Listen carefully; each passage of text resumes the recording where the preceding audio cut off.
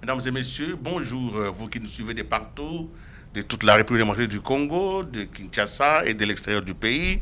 Nous vous souhaitons la bienvenue à ce plateau spécial. Nous sommes heureux ici à Kinshasa parce que notre pays, aujourd'hui, on l'appelle pays solution. Il faudrait donc que chacun de nous regarde comment il peut être la solution aux problèmes qui se posent à lui et à sa corporation. Aujourd'hui, nous sommes les membres de la presse, nous sommes des journalistes. Notre corporation, qui a fait beaucoup de bonnes choses dans ce pays, ne va pas très bien, et vous le savez, ce n'est pas une redondance. Mais il nous est donné aujourd'hui la possibilité de discuter autour de la question de notre profession, et j'ai le plaisir de recevoir ici des monuments, parce que dans chaque profession, il y a des références. Dans chaque profession, il y a des personnes qui peuvent indiquer le chemin, parce qu'ils sont la mémoire, l'expérience, mais aussi le chemin. J'en ai donc 3 sur ce plateau. Vous les connaissez, vous les aimez, et je sais qu'avec eux, nous allons passer un très bon moment. Quels sont les obstacles que nous avons aujourd'hui pour la critique principale qui est faite à la presse aujourd'hui, c'est que les journalistes ne respectent pas les règles déontologiques et ils n'ont pas d'éthique professionnelle. Cette critique est revenue plusieurs fois, et même aux différents états généraux, le chef de l'État lui-même a dit qu'il faut de l'hygiène médiatique. Ce mot qui a été très très durement ressenti nous revient comme une responsabilité. Pour parler de toutes ces questions et d'autres d'ailleurs, j'ai le plaisir de recevoir à ma droite, à votre gauche à vous, Stéphane Kituto-Léontois. Président, bonjour.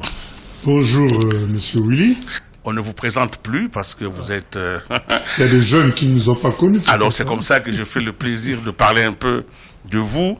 Vous êtes président honoraire de l'UNPC, donc vous avez dirigé notre corporation dans le pays pendant très longtemps. Oui.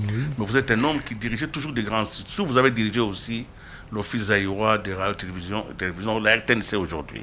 Vous avez été PDG pendant très longtemps. Vous avez donc dirigé aussi d'autres structures comme CCTV. Vous étiez directeur général pendant 14 ans. Tout à fait. Alors, donc, vous êtes quelqu'un qui avait non seulement exercé dans les privés, exercé dans l'officiel, mais dans les corporatifs, c'est parce que vous avez dirigé notre syndicat de journalistes. Tout à fait. Merci donc d'être là aujourd'hui. Nous allons bénéficier de votre expérience, mais surtout de l'honnêteté intellectuelle dont on vous connaît le partage. Merci pour votre invitation. Merci. Alors, en face de vous, 2 autres grands frères, je les appelle grands frères parce qu'ils nous ont vu naître dans ces métiers, ils nous ont encadrés. À ma gauche, à moi et à votre droite, Charles Dimanja Wembi. Vous voyez, aujourd'hui, il a la tête un peu plus blanche parce que les temps passent. Parmi les meilleurs présentateurs que notre pays ait connus dans le domaine de la télévision, vous êtes aujourd'hui directeur général de Congo Vision, c'est une maison de production. Vous aimez la presse et vous y avez consacré toute votre vie. Merci d'être là. Merci, Willy. Merci pour cette invitation. Et depuis quelque temps, il est inséparable de son compagnon, c'est Michel Moussé Mediawe. À l'époque, il était aussi à la RTNC, parmi les meilleurs présentateurs du journal télévisé. Michel Moussé Mediawe est aujourd'hui directeur général de Média Plus, qui est un organe de médias. Donc lui aussi, il a fait. Vous avez tous fait la presse officielle, mais aussi les privés. Merci donc d'être là aujourd'hui et surtout de partager cette expérience avec les jeunes, ceux qui ont choisi de faire ce métier. Ce métier, vous ne l'avez pas inventé, nous ne l'avons pas inventé, nous l'avons trouvé. Nous avons donc la responsabilité de conserver le patrimoine intellectuel, le patrimoine culturel de cette pratique d'un métier aussi clé, aussi important que de donner l'information pour sécuriser la population. Alors, les derniers actes importants qui a été mené dans le domaine de la presse, c'est les états généraux des médias. Ces états qui devaient être des états de refondation, qui doivent l'être pour nous amener à changer le cours de notre histoire, parce qu'aujourd'hui, avec le développement technologique, les médias ont un rôle à jouer, les journalistes un rôle primordial. Président Kituto-Léontois, quand vous regardez aujourd'hui l'exercice de ce métier, vous le regardez comme vous l'avez commencé, parce que je rappelle que vous avez été parmi les tout premiers qui ont fait les journaux télévisés dans ce pays. Quand vous regardez aujourd'hui le métier de journaliste tel qu'il s'exerce, et le métier tel que vous l'avez fait et vous y avez rêvé, quel est votre sentiment? Bien. Mon sentiment, d'abord, je remercie, je renouvelle mes remerciements à toi, jeune confrère, qui s'intéresse vraiment à ce problème, parce qu'il faut de l'intérêt pour pouvoir parler soit de sa profession, soit même de la vie nationale. Donc, cet intérêt t'honore. Alors, quand je regarde notre profession, j'ai cité la dernière fois, pour ne pas critiquer, mais pour donner un peu cette impression de chien-lit, quelque chose que j'ai vu au journal télévisé de 20 heures, de ce que j'appelle la maison mère des médias audiovisuels au Congo, la RTNC. Le secrétaire d'État américain est venu visiter le Congo dernièrement. Et dans le compte rendu que faisait la présentatrice, dans ce qu'on appelle le chapeau, pour introduire le sujet de cette visite, notre jeune consoeur disait: le secrétaire d'État américain aux affaires étrangères a visité le Congo, tout ça, les images. Je me suis dit, mais peut-on devenir journaliste, présenter le journal télévisé de 20 heures et ne pas savoir que le titre de secrétaire d'État, ça veut dire ministre des Affaires étrangères. Et qu'on n'a pas à dire le secrétaire d'État aux affaires étrangères. Aux États-Unis, on dit secrétaire d'État pour dire ministre des Affaires étrangères. Et pour les autres ministres, on dit secrétaire à la défense. Secrétaire, ainsi de suite. Donc je dis, il y a quelque chose qui ne va pas. On ne peut pas arriver à ce niveau-là d'être titularisé pour présenter le bulletin de 20 heures que tout le monde attend et ignorer ce genre de petits détails. Voilà un peu le résumé de la déprime que je ressens quand je regarde ce qui se passe dans notre profession. Donc là, il y a un problème. Moi, je dis que ce n'est plus tellement l'information. Parce qu'au mètre carré, par exemple, à la RTNC, depuis longtemps, le nombre de licenciés en communication, le nombre d'ingénieurs techniciens de l'USTA ou d'ailleurs, au mètre carré, je ne sais pas si on en trouve une concentration aussi forte à la RTNC, ailleurs.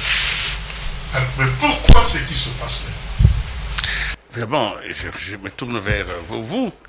Ce qui est dit sur la RTNC peut être dit aussi sur les chaînes privées, encore plus sur les chaînes qui passent sur Internet. Comment vous expliquez cela, M. Charles Dimanche? Merci, Willy, pour cette invitation et pour la parole que vous m'accordez. Je vois le désarroi de mon ancien PDG à la RTNC. Nous, avant qu'on intègre la maison, moi j'ai étudié le journalisme à l'ISTI, par vocation. Parce que c'est vrai, il a dit que la formation n'est pas tellement un problème à la RTNC parce qu'on compte sans doute le plus grand nombre au mètre carré de licenciés. Il y a un problème de vocation. Je crois qu'on ne peut faire mieux dans la vie que ce qu'on aime. Et je me pose parfois la question, tous ceux qui entrent dans la profession, est-ce qu'ils le font par amour, par vocation ou par goût de lucre? Je me pose la question, quand je vois tout ce qui s'écrit, tout ce qui s'est dit, tout ce que je vois dans les médias, je suis désespéré. Mais manquer de vocation, ça ne veut pas dire manquer de compétences. Non. Vous savez, quand il y a un appel, c'est ça. La vocation, c'est un appel. C'est carrément ça. C'est carrément ça. Vous dites que dans la vie, je ne peux faire autre chose que ce que je fais. Mais on a l'impression aujourd'hui que les gens ont un pied dedans. On fait en attendant. Michel Moussemé, la même question de la pratique aujourd'hui, votre regard. Ouais. Effectivement, je partage la déprime du PDG Kitoutou quand on suit ce que jadis nous appelions l'institution. On n'appelle même pas le journal de 20 heures. On l'appelle le 20 heures. Comme si c'était un individu. La grande messe. C'est une institution. Ça veut dire que quand on accède au journal de 20 heures, c'est qu'on a excellé à toutes les autres étapes précédentes. Que nous soyons chez nous au salon, en suivant le journal de 20 heures, de la chaîne qui est censée être le modèle, et que des fautes, petites fautes, nous parviennent, nous, à la maison, nous qui regardons le journal télévisé, c'est que ces fautes ont traversé plusieurs étapes. De la rédaction du papier, au montage, à l'alignement, à la réalisation et à la mise en boîte. À la mise en bouche. La mise en bouche. Et même la mise en boîte, parce qu'à un moment donné, on doit aligner le journal définitif qui doit passer. Comment ça se fait que ces fautes puissent traverser toutes ces étapes qui, jadis, étaient des filtres? Donc, il n'y a plus de filtres. Deuxièmement, j'ai parlé de la déprime pour parler comme le PDG Kitoutou. Mais je parle de désarroi pour rejoindre Charles Dimanja. Un désarroi total. Parce qu'on se pose la question de savoir si c'est la même profession telle qu'elle a été inventée. Parce que vous avez dit, ce n'est pas nous qui avons inventé. Ce n'est pas ceux de demain, ni d'hier, ni de Kitoutou qui nous a engagés. Il y a eu des gens qui ont inventé cette profession avec des règles, avec une éthique, avec une déontologie. Alors, si, à un moment donné, on le fait mal, c'est qu'on y est entré par effraction, parce qu'on a parlé de vocation. Moi, je parle un tout petit peu aussi de destin. Parce que, excusez-moi, donnez-moi une seconde, la plupart des journalistes d'une certaine génération, vous faites partie de cette génération, quand on fouille, on apprendra que, voilà, Willy Kalengai, quand il était à l'école primaire ou secondaire ou au CO, tiens, il avait l'habitude d'écrire, il avait l'habitude de faire des discours devant les gens, Charles Dimanche mêmement, etc. Donc, moi, je pense que ça vient de loin. Et on ne peut pas aller demander un travail dans une chaîne de télévision pour donner les informations si on n'a pas des prérequis, si on n'a pas des prédispositions. Et parmi les prédispositions, c'est quoi? C'est ne fût-ce que connaître les anciens. Quand quelqu'un est à la RTNC et qui ne connaît pas le nom de Kitoutou Oléontois, qui ne connaît pas le nom de Kassongo Moema, de Kibambi Shintois, je ne parle pas de la nouvelle génération, les dimanches, etc., alors c'est qu'il s'est trompé de profession. Ce qui me chagrine un peu, c'est que en 96, il y a eu déjà des États généraux qui avaient le même diagnostic. Déjà, il y a plus de 20 ans, on se plaignait de la détérioration de l'image même et de la pratique de cette profession. Est-ce que nous ne sommes pas en train de faire pratiquement le lit de la mort de ce métier? Pourquoi est-ce que depuis toutes ces années, malgré les diagnostics, malgré le constat, parce que quand vous suivez tout ce qui a été dit, nous sommes au courant du problème. Pourquoi ça ne s'améliore pas? Pourquoi on ne parvient pas à mettre une borne à la détérioration de ce que nous pouvons appeler la pratique de ce métier? Pourquoi on ne met pas la borne? Pourquoi la borne finale pour arrêter? Pourquoi ça ne vient pas, PDG? Tout au début de cette émission, je te remercie pour l'intérêt que tu marques pour l'amélioration de l'exercice de notre profession. Cet intérêt, je crois, nous sommes tous responsables. Nous l'avons quelque peu perdu. Je voulais vous citer un fait. J'étais tout à fait étonné que cette année, le 22 juillet, soit passé comme cela. Alors que nous avions célébré quelques 3 mois auparavant, la journée internationale. 1er mai. De la presse. C'est la presse, oui. Oh, la journée du 22 juillet, c'est la journée nationale de la presse. Et je ne pense pas qu'il y ait un autre jour plus indiqué que celui-là pour essayer de parler un peu de nos problèmes, organiser des débats, voir qu'est-ce qui est faisable, comment améliorer. Donc, la prise d'intérêt, la manifestation d'intérêt sur notre profession doit être une préoccupation permanente. Parce que, à mon avis, M. Willy Kalinga, il n'y a rien d'acquis de façon définitive. Il faut toujours donc régulièrement faire un peu le point, essayer de voir comment améliorer, même si vous estimez que vous avez atteint un niveau important, quelque part il y a toujours moyen d'améliorer. Donc c'est pour ça que les états généraux tels qu'organisés par le ministre Patrick Mouiria étaient un grand moment, mais ce n'est pas un moment suffisant. Il faut donc, à la suite de ces états généraux, voir comment tenter de concrétiser tout ce dont nous avions parlé, toutes ces choses importantes que nous avons évoquées et pour lesquelles nous avons pris des décisions et qu'il faut voir comment les appliquer. Donc pour moi, l'intérêt, le feu, il faut qu'il y ait des gens qui doivent régulièrement revenir sur la question de la profession. Comment améliorer? Que faut-il faire? Interpeller qui le droit? Nous avons pour cela des organes de presse, nous avons pour cela nos organisations professionnelles, qu'il faut peut-être redynamiser. Donc, à mon avis, c'est la manifestation d'intérêt qui doit être entretenue de façon permanente. On vous reproche à vous les aînés d'avoir laissé couler ce bateau. Vous avez laissé aux jeunes gens sans les préparer, sans les initier au secret de ce travail, et vous les avez laissés comme ça jeter à l'inconnu, et maintenant là ils sont devenus presque entre guillemets des monstres que vous ne contrôlez plus, dont vous avez peur sérieusement d'affronter le regard. Michel Moussem. Oui, c'est vrai, je sens cette culpabilité, mais en même temps je me console du fait que nous sommes dans une société. Une société fonctionne de manière systémique. C'est comme un organe humain. Est-ce qu'on peut s'imaginer une très bonne presse dans une société corrompue? Il faut avoir le courage de dire le mot.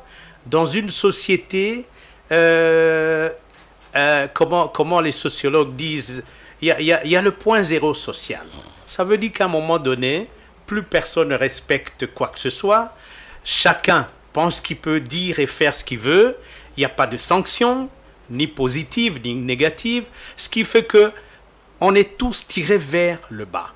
Et quand on est tous tirés vers le bas, il n'y a aucun organe de cette société qui peut résister. Il y a une pesanteur qui fait que tout le monde est en train de couler. Et tout le monde se regarde, tout le monde regarde tout le monde en train de couler. Il n'y a personne qui sort comme une lumière pour dire « Attention, on va couler. Voilà, je vais vous montrer le chemin. » On va vers tous. Tous, nous allons vers les profondeurs de l'abîme. Et là, c'est terrible. Quand les chefs d'État parlent de l'hygiène médiatique, il dit que le temps est venu pour que la presse elle-même se prenne en charge, qu'elle se lave de ses déchets, qu'elle se nettoie elle-même. Est-ce que vous vous sentez interpellé, pas vous directement, mais vous en tant que partie prenante à ce combat? Je crois que cette interpellation du chef de l'État n'est pas tout à fait nouvelle. Je crois que si on a tenu, je parle ici sous l'autorité du président Kituto Leontois, le congrès de la refondation, c'était quoi? C'était justement pour requalifier la profession.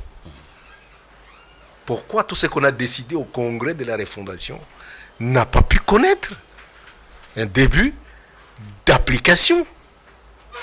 Mais pourquoi l'UNPC est en crise aujourd'hui?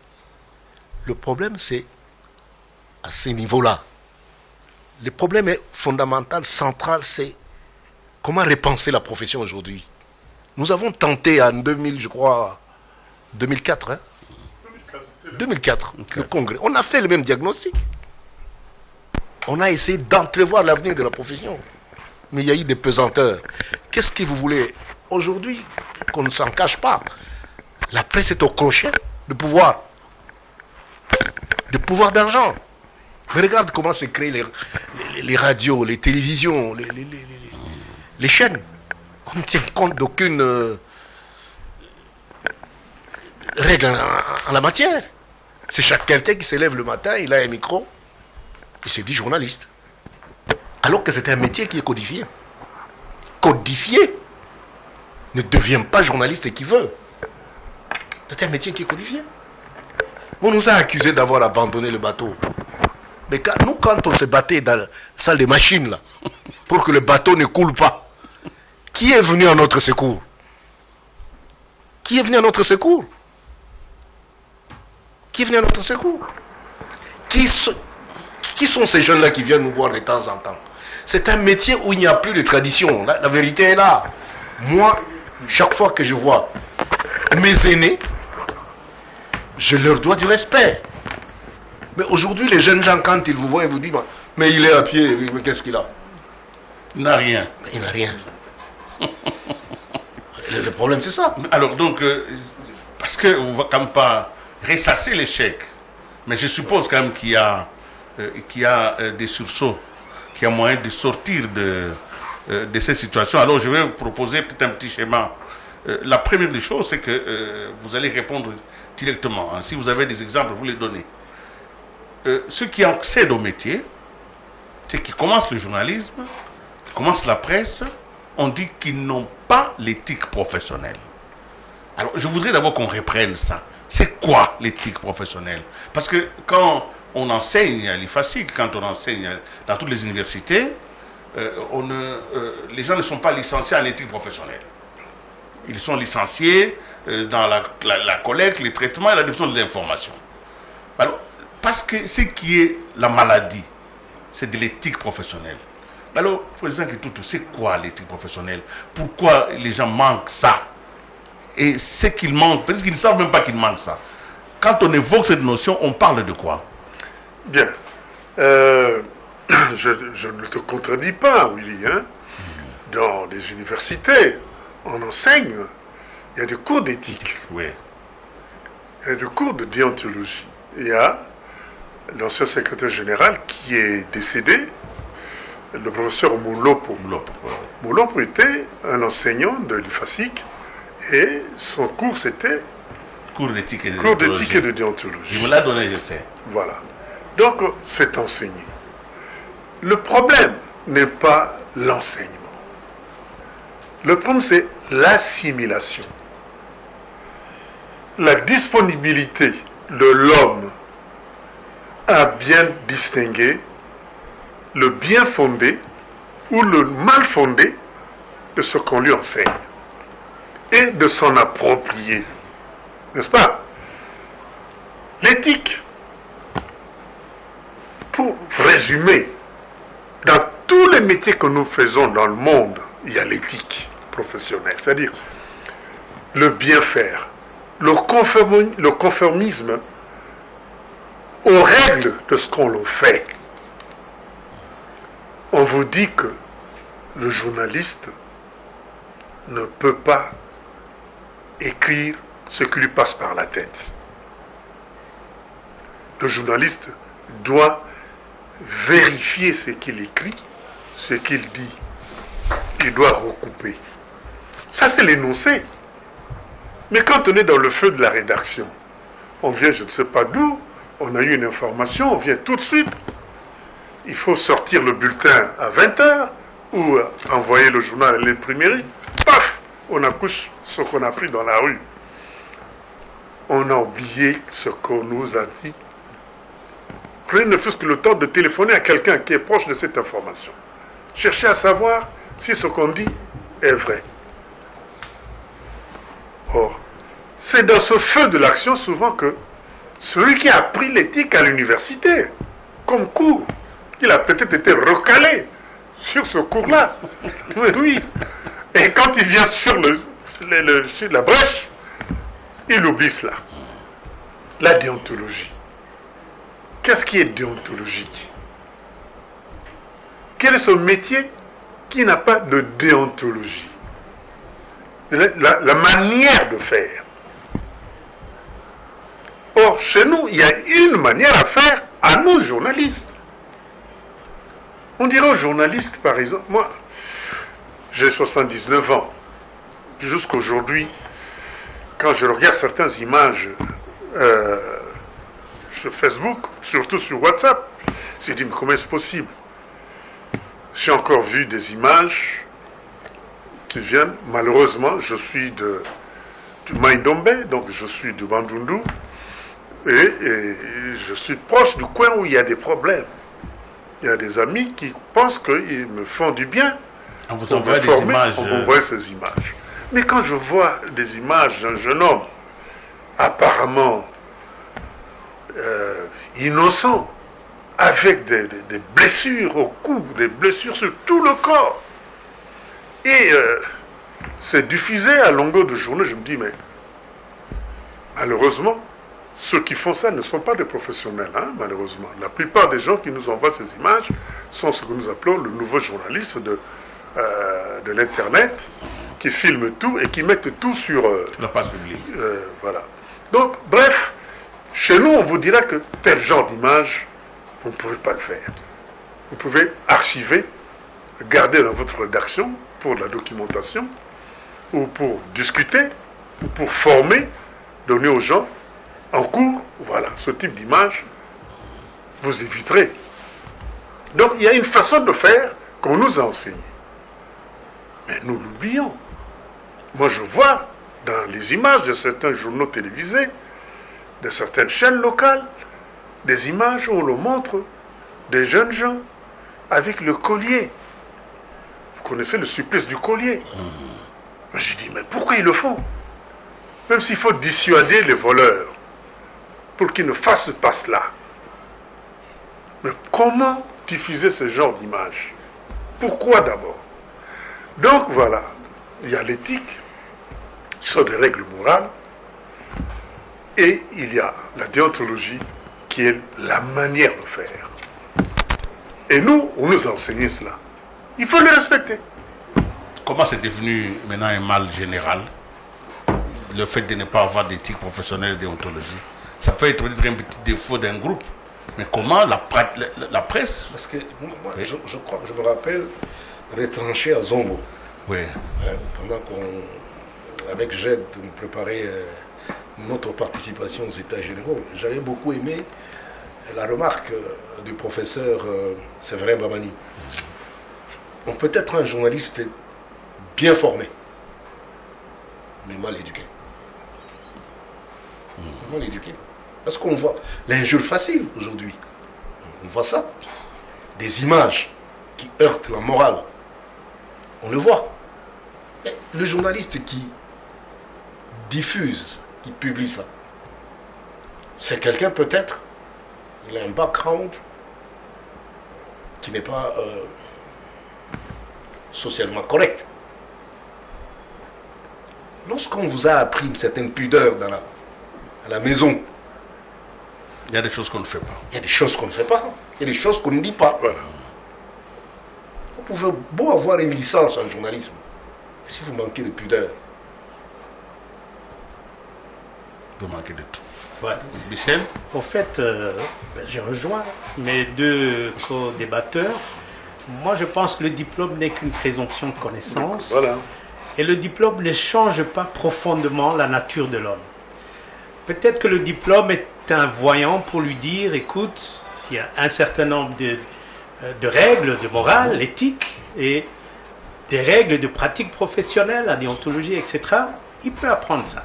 Mais il y a tout un écosystème social autour de lui. Il évolue dans un écosystème qui parfois le tire vers le bas, qui parfois considère que le mal est meilleur par rapport au bien. Et vous savez, la société, c'est comme on dit, la société n'a des chefs que ceux qu'ils méritent. Alors il y a une forte demande au sein de la société. Il est vrai que le journaliste ne peut pas donner chaque fois à la société ce que la société n'a pas envie de voir, n'a pas envie d'entendre. Donc, il y a un problème général d'anomie. L'anomie, ça veut dire absence totale de règles d'éthique, de morale, de vivre ensemble, etc. Et tout le monde est noyé là-dedans. Et c'est comme ça que, pour revenir à ce que Charles a dit, et les gens qui n'ont pas eu la bonne éducation, je ne dis pas mal éduqués, mais qui n'ont pas eu la bonne éducation, il nous arrive. Les gens qui découvrent pour la toute première fois qu'ils peuvent se stariser, devenir des vedettes. Mais le problème est que la société nous pousse à devenir des vedettes dans le mal. Parce que quand nous vendons le bien, on n'a pas suffisamment de retour. Et ceux qui vendent le mal, la mauvaise image, ils sont applaudis. Ils deviennent les fake news.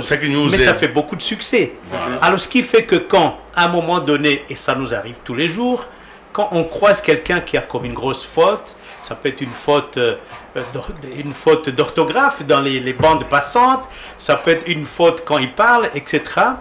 Mais également des fautes de... Comment je peux dire? Moi, je me dis, quelqu'un qui a fait correctement l'école primaire, la première primaire, ne peut pas connaître une faute comme celle-là. Mais il y a aussi des fautes d'ignorance totale de géographie. Il y a une faute d'ignorance totale d'histoire.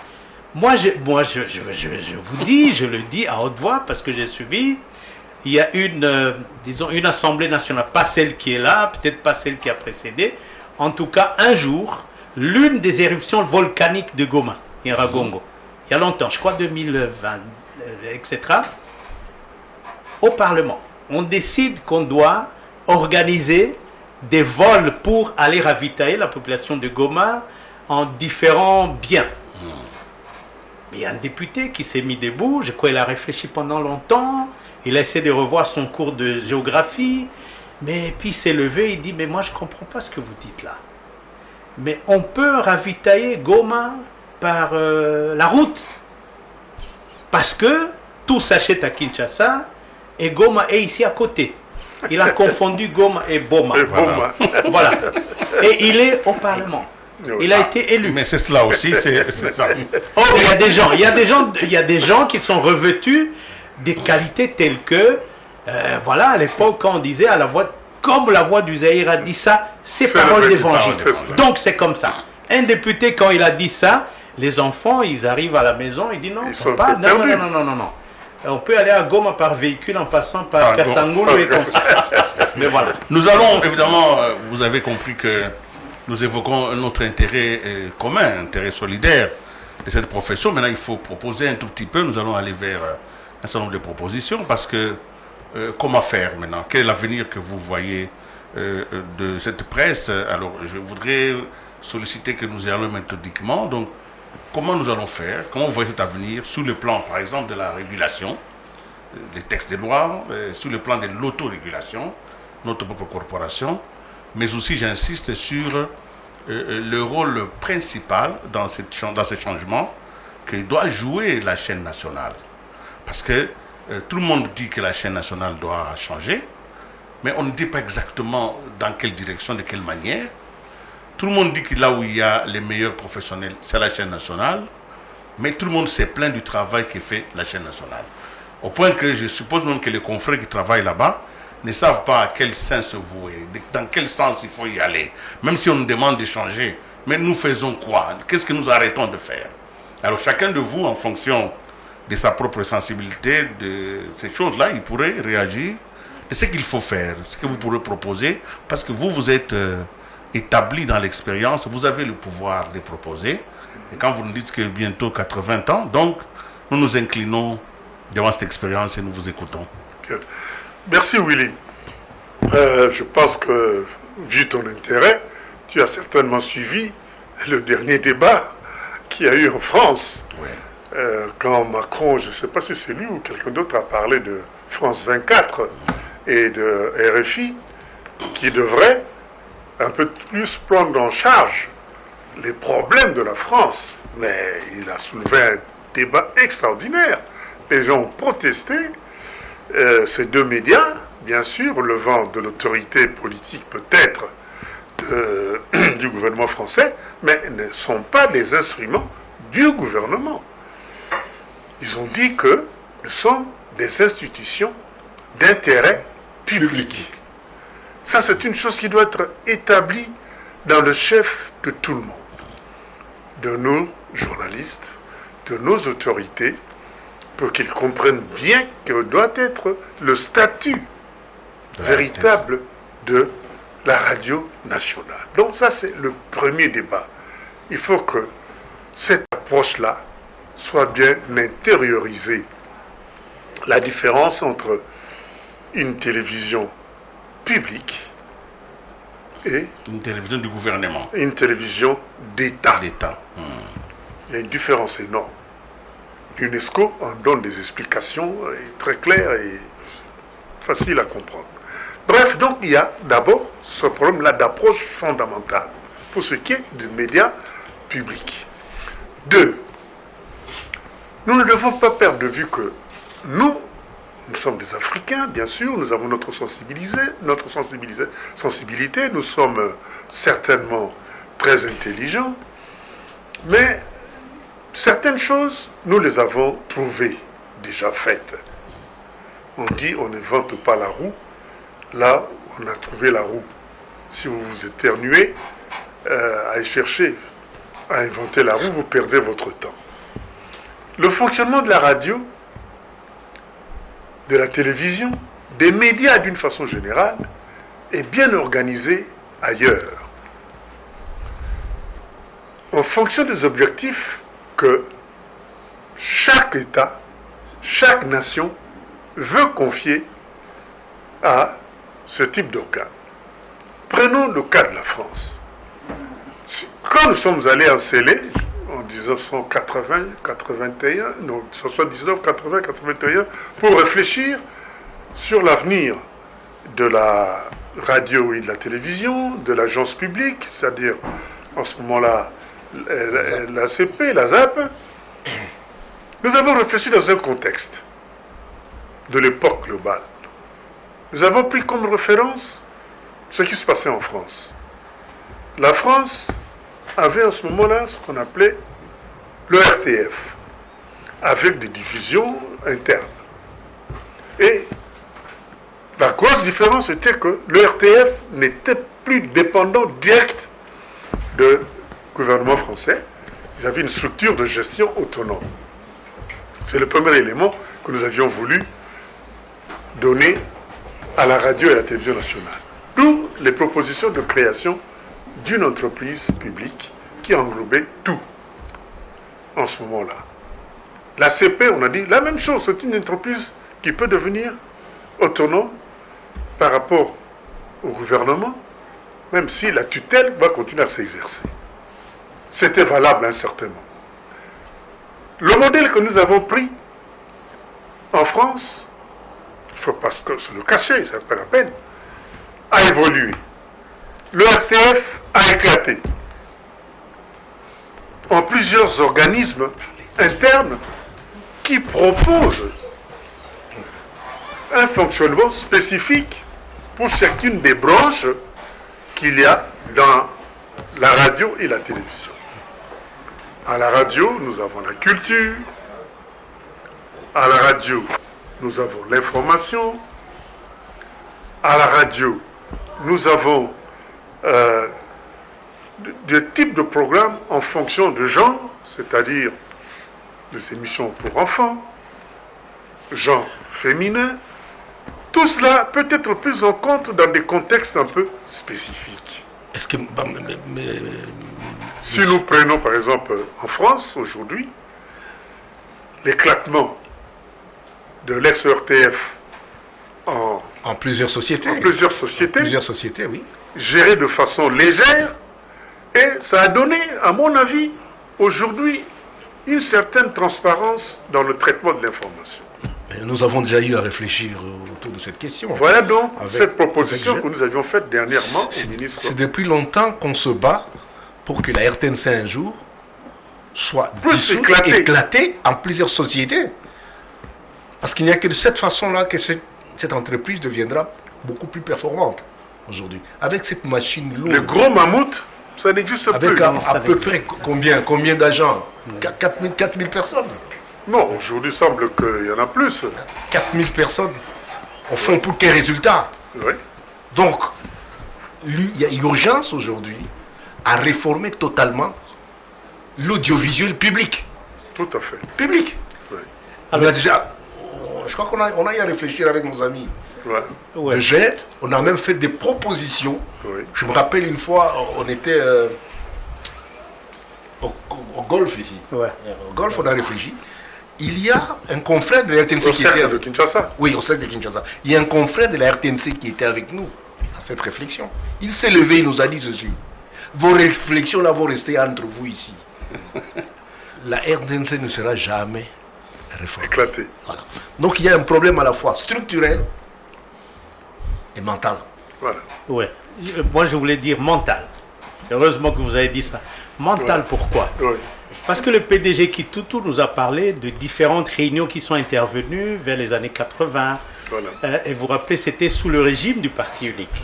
Oui. Ce qui fait que tout a été tricoté en fonction du service à un individu, du service à un régime, du service à une idéologie.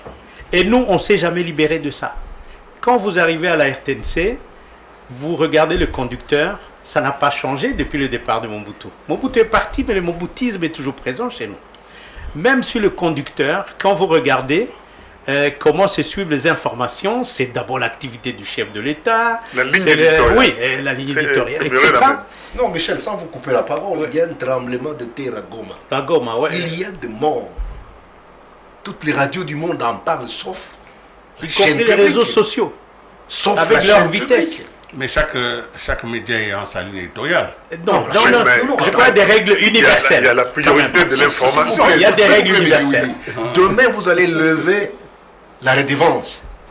En vertu de quoi vous allez lever la redevance? Si ce n'est pas une chaîne publique. Il faut que les gens trouvent leur intérêt là-dedans. Il faut que les gens qui vont payer la redevance trouvent leur intérêt. Alors, quel est le mécanisme qui peut rendre la RTNC chaîne publique plutôt que chaîne d'État? Oui, mais les mécanismes sont là.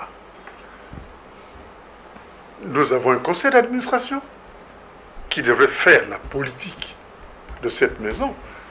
Moi, je suis un vieux fonctionnaire.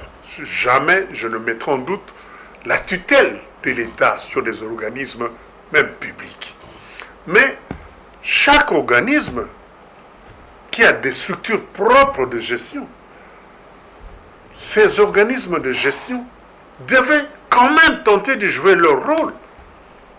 Est-ce qu'aujourd'hui, franchement, Willy, Mousseme, Charles, vous entendez vraiment le rôle du conseil d'administration sur la gestion de la RTNC?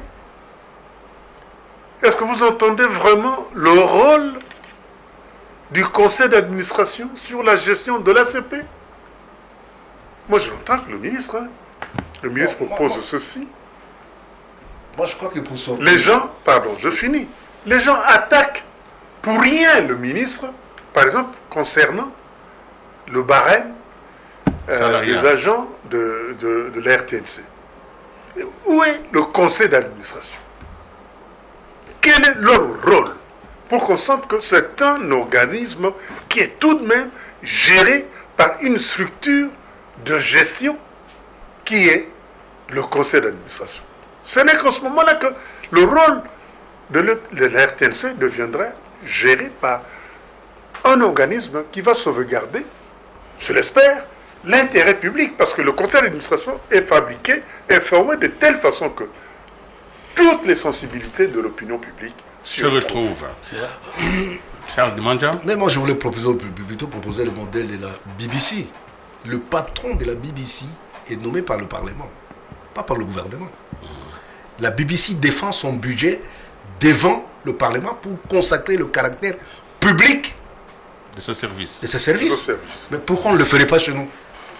Pourquoi on ne le ferait pas chez nous? Soustraire la gestion de la chaîne publique, soustraire le service public, en fait. Oui, le service public. Consacré. Parce que le Parlement est l'expression De toutes les opinions. De toutes les opinions. Alors ça, c'est sur la chaîne nationale, mais sur la presse elle-même, la presse privée, par exemple. Comment nous faisons l'accès, par exemple, à la profession, l'Union nationale de la presse du Congo. J'aimerais avoir vos idées sur cette question-là. Oui. Moi, je pense que la presse, qu'elle soit privée ou publique, moi, je pense qu'il y a un fil conducteur. Tous ces médias rendent un service public. Que ce soit médias d'État, que ce soit médias privés, je crois qu'ils offrent un service à un public. Et ils doivent respecter ce public-là. Moi, je pense qu'il y a un travail de l'intérieur, de chaque chaîne, de chaque média. Malheureusement, il n'y a pas de mesure d'audimat dans notre pays. S'il y avait mesure d'audimat, on dirait, écoutez, quand on a fait cette émission ici, il n'y a que 10 personnes qui ont suivi. Et les publicistes suivent. Comme à l'époque d'ailleurs, il y avait des émissions de La Voix du Zaïre, de la RTNC, qui étaient prises d'assaut par des brasseurs et d'autres qui n'étaient pas sponsorisés. Donc, il n'y a pas de mesure d'efficacité qui nous accompagne et qui permet au public de faire un choix. C'est-à-dire, dès qu'il tourne le bouton, il regarde ici, le dimanche, le samedi, c'est exactement la même chose à certaines heures. Soit c'est le sport, sur toutes les 400 chaînes, il paraît qu'il y a 400 chaînes. À un moment donné, c'est la musique sur toutes les chaînes. Il n'y a aucun instrument qui nous permet aujourd'hui de mesurer notre satisfaction ou la non-satisfaction que nous renvoie le public que nous sommes censés, parce que nous sollicitons tous le même public. Oui, Michel, n'oublie pas qu'il y a un problème de créativité. Oui, il y a un problème de créativité. Lorsqu'on propose le même programme partout, ça veut dire qu'on ne crée pas. Non, il y a aussi, à mon avis, je pense, il y a une absence de... Il faut parfois oser. Il faut casser les œufs pour faire l'omelette. Tout à fait. Il y a, à mon avis, et c'est la faute de la RTNC, parce que, quoi qu'on en dise, certaines personnes disent, oui, la RTNC, c'est la vieillerie, etc. Mais tous ceux qui créent des chaînes, ils essayent d'imaginer ce que la RTNC faisait, etc. Mais c'est le modèle. C'est le modèle. Mais depuis qu'il a cessé d'être le modèle, les gens sont abandonnés à eux-mêmes, ils ne savent pas que faire, etc. De temps en temps, j'en parlais hier d'ailleurs avec une dame qui travaille chez vous, je l'ai vue, c'est que les meilleurs techniciens, c'est quand même jusqu'aujourd'hui à la RTNC, même si les meilleurs sont en train de vieillir, sont en train de mourir, de partir, mais il va y avoir une rupture. Et quand il y aura cette rupture, ça va être la catastrophe. Alors, ce que je peux dire également, c'est que privé ou public, il faut savoir ce qu'on donne. Vous avez un restaurant. Si vous donnez un mauvais café, un mauvais thé, 2 ou 3 fois, ça va circuler dans la ville. Plus personne ne viendra. Vous serez le seul à être devant votre restaurant. Il n'y a aucun client. C'est exactement comme ça que les chaînes... Moi, je pense qu'il ne doit pas y avoir une ordonnance présidentielle pour dire qu'il faut faire ceci. Non. La déontologie est connue, l'éthique est connue, probablement la demande sociale est connue. Le peuple veut écouter quoi, voir quoi, lire quoi. Voilà. Dernière question, peut-être pour terminer cette émission, parce que je ne vais pas vous retenir très longtemps. Vous êtes des hommes très occupés, mais c'est intéressant. C'est très intéressant. La dernière pression qui est un peu aujourd'hui sur les médias, c'est la pression politique. Bien sûr. Et je voudrais vraiment que vous tous, vous avez été quand même sous la belle politique à un moment donné, travaillé avec des hommes politiques à leur côté, et aujourd'hui la classe politique exerce une pression puissante sur les médias et sur les journalistes. Parfois, ils n'ont pas de défense face à la politique. Comment on fait pour rester un bon journaliste tout en évoluant dans ce contexte politique? Parce que les journalistes aujourd'hui estiment qu'ils peuvent être des journalistes mobilisés de manière idéologique. C'est-à-dire, journalistes de tel groupe, de tel parti. Ce n'est plus le journalisme comme étant un travail au service public, mais ça devient des journalistes au service des partis. Comment faire pour pouvoir libérer ce que moi je considère comme étant une anomalie, les journalistes, de cette pression-là? On commence par vous et puis on termine par... Moi je crois que c'est le journaliste lui-même qui se met au service du politique. Moi, si je suis un vrai journaliste professionnel, je connais ce que me demande la profession de faire. Moi, lorsqu'on préparait le congrès de la refondation, on a sorti l'acte d'engagement du journaliste. L'acte, demandez à beaucoup de jeunes gens qui sont dans la profession aujourd'hui combien ont lu l'acte d'engagement du journaliste. C'est par rapport à ça. Un jour, professeur Kassongomema Lubumbashi, pendant qu'il donnait le cours en sciences de l'information et de la communication à l'université de Lubumbashi, il m'avait associé pour parler de manière pratique de l'exercice de la profession. Je suis venu avec un exemplaire de l'acte d'engagement des journalistes. J'ai lu, j'ai dit aux jeunes gens, si vous suivez tout ce qui est dit dans l'acte d'engagement du journaliste, vous mourrez pauvre. Parce qu'il y a tellement d'interdits pour garder votre honneur qu'il vous sera difficile de les appliquer. Donc en fait, nous revenons encore au problème de l'homme. Problème de la vocation. La vocation est le problème de l'homme. Qu'est-ce que vous venez faire à cette profession? Moi, à chaque fois que je fais le training de rédaction, je pose toujours la question, pourquoi vous avez choisi d'être journaliste? Ah, j'aime cette profession par passion. Je dis attention, dans la passion, il y a deux aspects. Il y a la passion du Christ. Ben oui, est-ce que vous êtes capable d'aller jusqu'au bout pour défendre la profession? Il y a une autre passion. Bon. Donc pour vous, il faut l'acte d'engagement et garder la ligne. Garder la ligne, c'est tout. Okay. Respecter l'acte d'engagement et garder la ligne. Oui, moi je pense que oui, effectivement, on peut suivre aussi. Au fait, quand on écrit pour une demande d'emploi dans une maison de presse, il ne faut pas avoir derrière la tête le fait qu'on s'en sortira riche avec une belle voiture, etc. C'est une passion. Que tu appelles ça passion du Christ ou pas, il faut assumer. Moi, je crois qu'il y a des métiers pour lesquels, quand on y va, on est récompensé pas de manière matérielle, mais du point de vue de la notoriété. Et moi, je peux dire que nous sommes le témoignage vivant de cette notoriété, excusez, parce qu'on n'a rien gagné à la RTNC, mais ce qu'on a fait, ce qu'on a été, ce que nous fûmes, on a gagné ça nous permet de vivre. Ah oui, ça nous permet de vivre jusqu'aujourd'hui. D'ailleurs, vous soulignez ça. Oui. Moi, j'ai toujours eu pour modèle Jean-Jacques Kandé. Ah, voilà. Regardez, Jean-Jacques Kandé. Un de nos vieux. Un de nos vieux. Il est venu nous voir un jour à la rédaction, il nous disait ceci. Si vous avez choisi cette profession pour gagner de l'argent, changez. Il faut changer. Il n'y a pas d'argent dans le journalisme. Le journaliste, il a un carnet d'adresses. Il n'a pas d'argent. Alors, si vous permettez, pour que je termine, effectivement, je crois qu'il y a eu un dérapage terrible. Moi, je le situe à partir de la conférence nationale souveraine. Parce qu'il y a eu un déchaînement de passion. Les gens se sont permis même d'injurier le maréchal. À partir de ce moment-là, l'injure est entrée dans notre culture. Et ça continue jusqu'aujourd'hui. Les gens qui font beaucoup de succès, y compris les politiciens, c'est les grandes gueules. Et derrière les grandes gueules, généralement, il n'y a rien de solide. Et quand vous regardez dans nos médias, chez les grandes gueules, qu'ils ont copié chez les politiciens, moi, à un moment donné, moi je me dis, il faut parfois ne pas être très très dur vis-à-vis de journalistes parce que, en fait, ce sont les politiciens qui engendrent un modèle de société. Et les autres suivent. Parce que ce sont les modèles. C'est eux qui sont au Parlement, c'est eux qui sont au gouvernement, c'est eux qui sont au Mongaliema. Et nous suivons ce que ces hautes personnalités font. Alors, à notre niveau... Moi, je ne suis pas tout à fait d'accord. Oui. Écoute, tu vas intervenir. Non, tu as raison. Si tu permets, je voulais en venir aux journalistes. Maintenant, les journalistes ont récupéré cela. Ils ont récupéré d'autant plus mal que ils ont été appauvris. Ils ont été appauvris.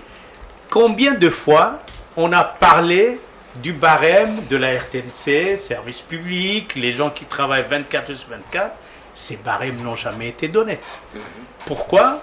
Parce que j'ai entendu des politiciens dire ces gens, ils sont déjà suffisamment forts, ils sont suffisamment célèbres, ils ont une grande notoriété. Si vous leur ajoutez de l'argent, ils vont même nous arracher ce que nous avons de plus intime. Alors, vous avez compris? J'ai compris. Alors, Charles, vous terminez rapidement pour que je donne la parole.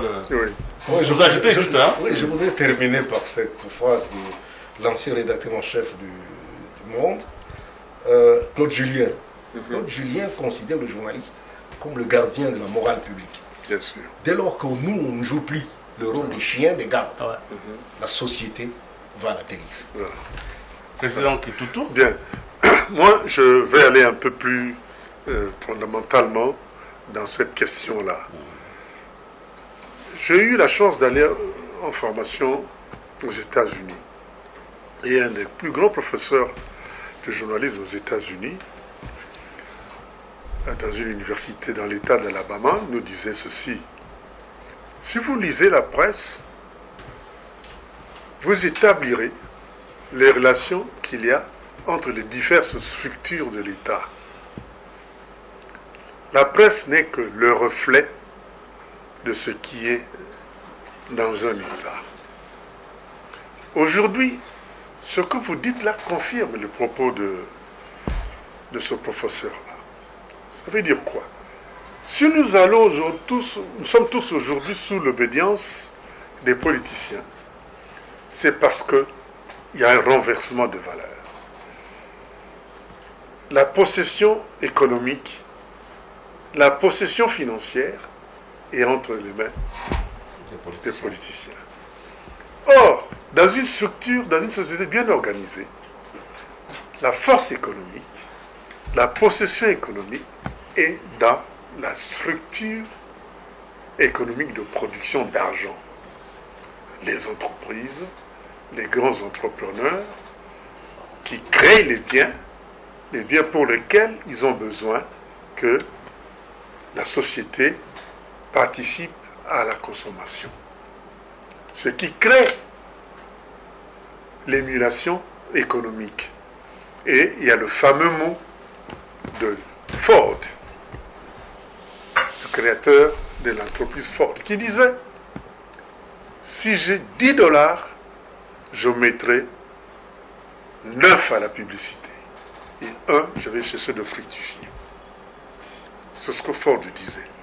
Donc, c'est la structure de production qui devrait être la protection des médias. Nous devions tous recourir aux médias, aux structures de production pour tirer profit de leur activité. Aujourd'hui, nous avons l'impression que la structure de production n'existe plus. Prenez le cas de l'époque. Malheureusement, je suis un peu, disons, vieux jeu quand je dis cela. La RTNC, nous avions le monopole de la publicité. Mais toutes les entreprises qui étaient ici à l'époque se croyaient obligées de venir voir chez nous pour faire connaître leur production. On avait Renault qui était à Limité, on avait Peugeot qui était quelque part ici en ville, et tous ces gens voulaient faire connaître leurs produits. Et ils venaient chez nous. On avait, dans la société tabassicole par exemple, on avait Tabac Congo, il y avait à un certain moment, notre ami de BAT qui aussi voulait faire... Bref, l'émulation économique crée la richesse qui profite aux médias. Or, aujourd'hui, nous n'avons pas l'impression que la production économique crée cette enveloppe, crée cette assiette dans laquelle les journalistes peuvent, les journaux, les entreprises privées comme la vôtre, et même l'entreprise publique peut aller puiser.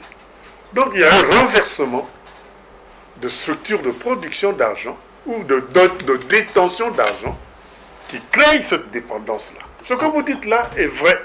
C'est parce que c'est eux qui aujourd'hui sont les détenteurs des moyens. Hélas, et ce sont des moyens de l'État souvent. Mesdames et messieurs, merci vraiment de votre d'abord présence à cette tribune. Je suis content parce que vous m'avez honoré. Vous avez donné à cette profession les raisons d'espérer. Il y en a eu beaucoup. C'est vrai que nous sommes dans le fond du tunnel, mais la lumière n'est pas loin. Comme vous venez de le dire, il y a des solutions. Il est vrai aussi que notre métier est un métier que nous faisons avec amour, mais qui a besoin que l'État puisse nous appuyer.